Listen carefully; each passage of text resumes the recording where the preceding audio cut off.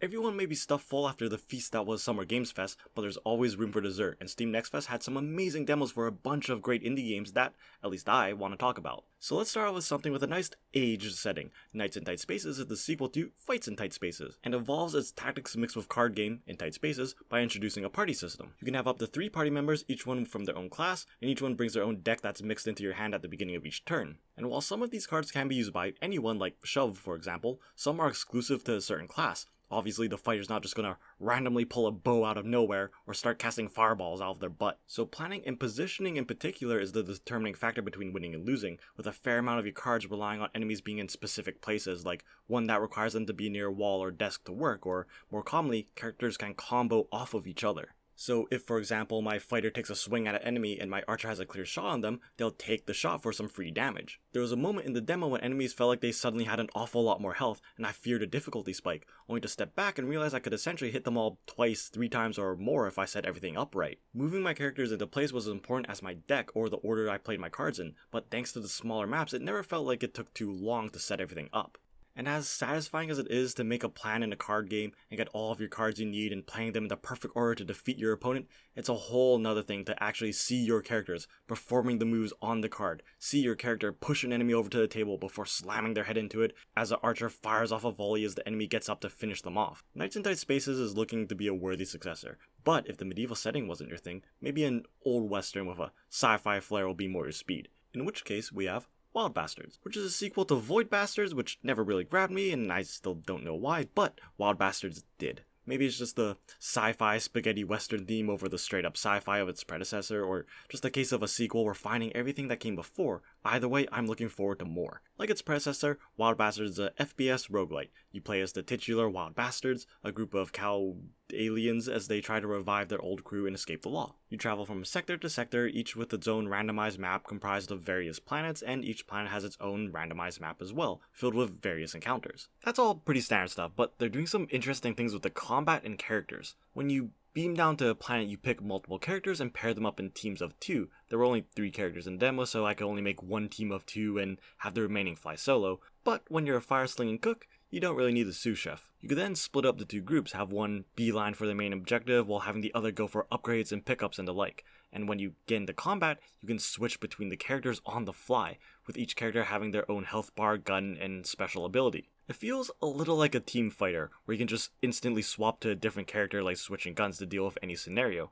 At first I was afraid it would just feel like switching guns because that is the most obvious difference between characters, each character can only use 1 gun. But each character also has their own separate health bar, passive, and ultimate ability inspired by their alien race. For example, one character can dual wield revolvers, but she's also a spider lady with multiple arms, so she can reload one of the guns while firing the other, meaning you can just keep shooting. Which for one is a really cool mechanic that makes her feel unique, and 2 is a very clever use of the sci-fi setting. We are playing as aliens, but their differences aren't just the big flashy ultimate ability that plays into their species theme, but done in a more calm and subtler way through their passive skill that makes them ironically feel more realistic. And her ultimate ability allows her to create decoys to distract enemies, and ultimate abilities are interesting because they aren't built up over time or through kills or anything like that. Instead, they're an item hidden on the map that you have to go and actively pick up, making just getting them a sometimes risky endeavor. The end of the demo had us reviving one more crew member who seemed to have it out for another crew member, showing a screen that indicated a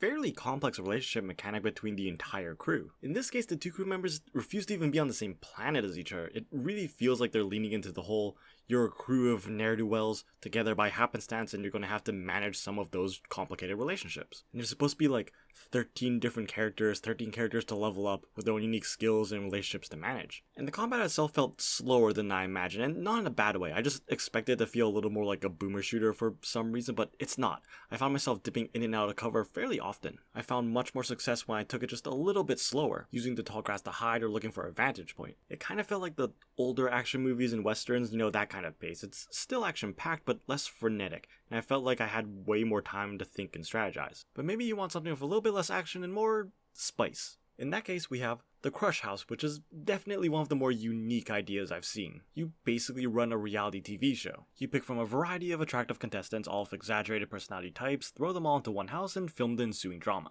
But apparently the show spent all of its budget on alcohol and Furby decor because you are also the only camera person. But it does make things interesting because at the start of each day, the characters will just sort of go off and do their own thing within the house, and it's up to you to run around and film it all live while trying to appeal to different demographics. There are some audiences you expect to see, like the people want to see the drama, so you gotta film people fighting. There's of course people that just want to see the fan service, so you film the booty more.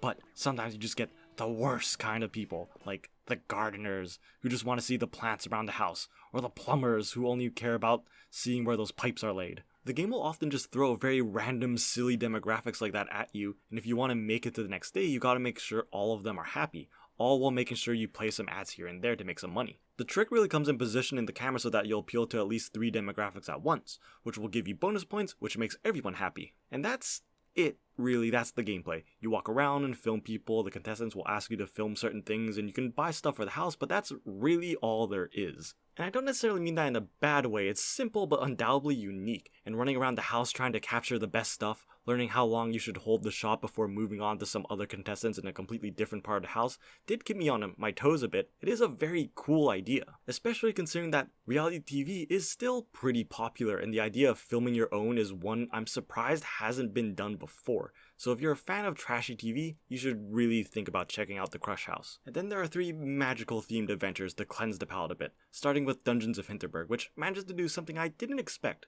if the demo is indicative of the full game at least. It manages to combine the dungeon crawling with chill, cozy vibes, and threw in some Persona for good measure, and make it all sing. You play as Louisa, who's traveled to the titular Hinterberg that just happens to have magical dungeons and creatures roaming around like stray cats. But, much like a Persona game, your time is limited and divided up between dungeon crawling, hanging out with friends, and increasing social stats through various mundane activities. And judging from the demo, everything is pretty low stakes. There's no world-ending threat or big bad pulling the strings of an obtuse plan. Even gaining your first skill, something normally treated as a big deal, is treated with all the pomp and circumstance of picking up your morning coffee. It very much feels like a world where these magical things are a common thing in the modern world, and a little dungeon crawling and light monster slaying is no different than going for a hike through the mountains. It's like a hobby. The cozy vibes of the mountainside town of Hinterberg combined with the laid-back locals really sold that feeling that you're just someone on vacation trying to get away from it all with some monster slaying on the side. And that's really charming, it's sweet, and was a nice change of pace from all of the other action-adventure games I've played in the past. For the anime fans, it feels closer to Frieren in terms of tone than the sweeping epic of Lord of the Rings. And it was all of that charm that quickly rose the game to one of my most anticipated of the year, despite the combat not being anything to write home about. It is your typical third-person action combat where you abuse iframes to dodge through enemy attacks, then punish them with light and heavy attacks of your own,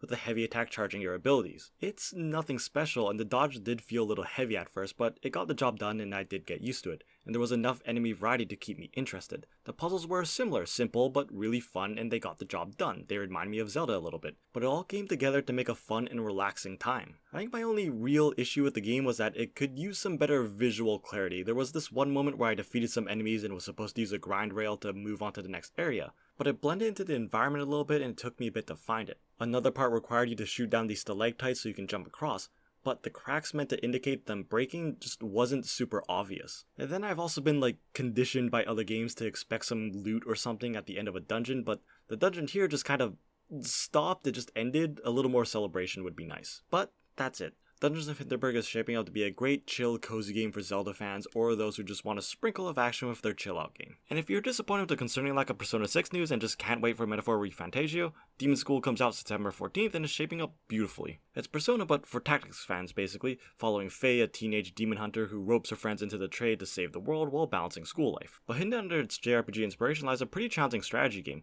Characters move more like chess pieces with a fixed distance and pattern, making the small maps feel more interesting to navigate while still letting you get right into the action. You have action points that are shared across the entire party, and your health is low for your characters. Characters can only take 3 hits at most, meaning you really have to think and plan out your moves, because if you don't, you can very easily lose someone. To be fair, there's no permadeath, but losing someone early on can make the rest of the fight pretty difficult. But it rewards careful planning. Combat requires you to kill a certain number of enemies, and picking them off one by one is a war of attrition you will lose. Instead, you need to position your characters so that they knock enemies into each other to take them out all at once, or surround the tougher enemies so your characters can team up with each other for devastating damage. And that's not always easy considering characters' movement is more restrictive than other tactics games. But the best part is once your turn is done, you get to watch all of the characters run up and execute your plan all in real time. All the abilities going off, all the combos, the team ups, I just love seeing a plan come together like that. And there was a fair amount of enemy variety in the demo too, keeping you on your toes. Like an enemy that can hop across the map and do area of effect damage, or enemies that drop poison on death, knocking off a tile on the already small map. And the game is tough but fairly forgiving, encouraging you to experiment. A quick press of a button undoes your last move up to the beginning of the round, and characters come back even after being killed like nothing happened. Still, the combat was challenging, the social element stuff seemed less stressful than Persona, there wasn't any semblance of the time management stuff, time passed, but it was more linear and I was free to hang out and do side quests to my heart's content. But to be fair, there wasn't much of that in the demo. But the most important part for a Persona-inspired game, I love the characters. The writing felt on point, at least if you're into anime. Faye and Desda in particular both have himbo energy that multiplies itself exponentially when in each other's presence, and made for some very entertaining scenes. And in keeping with the magic theme, we have tactical wizards, which reminds me a lot of XCOM Chimera Squad, but in a good way. It feels more fleshed out. It still focuses on the smaller room-to-room battles, often starting with some witty dialogue between characters before breaching the door, making every fight feel intimate and never drawn out, even with each mission consisting of multiple rooms. I worried that the wizard motif would be relegated to an aesthetic, but they actually used it fairly well. The first character you get mechanically feels right out of XCOM. He's got a gun, albeit one with a wand in place of a barrel, and he shoots things. But the second character on the other hand shoots lightning, but it can't do direct damage. Instead it knocks foes back a few spaces and only does damage when it knocks them into something else. So what's a lightning mage to do when faced with a room full of heavily armed enemies? Well, blast them out of windows for an instant kill, of course. Early on, you're faced with a guy with an absurd amount of health, especially considering you can only do a couple points of damage by knocking him into things, and not directly, at least until you realize he's standing right in front of a window. It's a funny joke, but also a good way to teach you how throwing people out of windows can solve an awful lot of your problems. I know it's solved plenty of mine. In the game, of course, that is. And once I got the chain lightning skill that can knock multiple enemies, it made the game feel almost like a puzzle game, as I spent much of my time positioning not only myself, but the enemies as well so that I could take them all out in one satisfying move. But what really won me over with Tactical Wizards was actually the characters and the writing, surprisingly. The characters would often make jokes and sarcastic remarks at each other's expense that got a smile out of me here and there, but what I liked was that none of the jokes felt mean. They felt like old friends making harmless jokes to release some tension in a stressful environment. They felt like they had history with each other. The characters felt like they will have a surprising amount of depth. I love seeing them interact with each other, and the devs seem to know that Wizards with Gun is an inherently silly premise and lean into it just enough. It is inherently funny to listen to them talk about wizard traffic guards or mana like it's a drug police need to confiscate and destroy, or see the old war vet hopping onto the back of a broomstick, gun with a wand in the place of a barrel up and looking for any threats as they fly off. The little bits of world building we got had me intrigued. Tactical Wizards was one of those games I looked at and was like, I don't know, seems like kind of a generic tactics game. What's the point of everyone being a wizard if you're just shooting everyone? But it quickly won me over, and I'll definitely be keeping an eye on it. And one more quick one to finish things off. Cat Quest 3 is a very simple game. You play as a cat who hack and slashes their way through evil rats in a piratical adventure, and that's all. And that's all it needs to be. You level up and get weapons too, but Baldur's Gate, this game is not. You aren't making specialized builds, you're just stronger now, number go up. But the game just bleeds so much heart and soul from every frame, it's noteworthy on that alone. Every frame of this game just felt so colorful and alive, and dressing up your feline protagonist in pirate or nautical themed outfits sounds like an instant dopamine dump. Come on, you got at least one social media purely for cat and animal videos, don't lie to me. And there's plenty of cat puns. The combat was pretty simple, it's a hack and slash, but the general loop of exploring the open seas, finding treasure, blasting pirate boats filled with rats before diving into a dungeon and hauling all the loot you can carry back to a town so you can upgrade your gear and do it all again is a tried and true gameplay loop that Cat Quest executes expertly while throwing in some fun characters and a whimsical story to boot. This game seems perfect for some good turn your brain off kind of fun. And that's it. That's all the demos I played and found interesting, so go wishlist them. It helps the devs more than you think, and thanks for watching.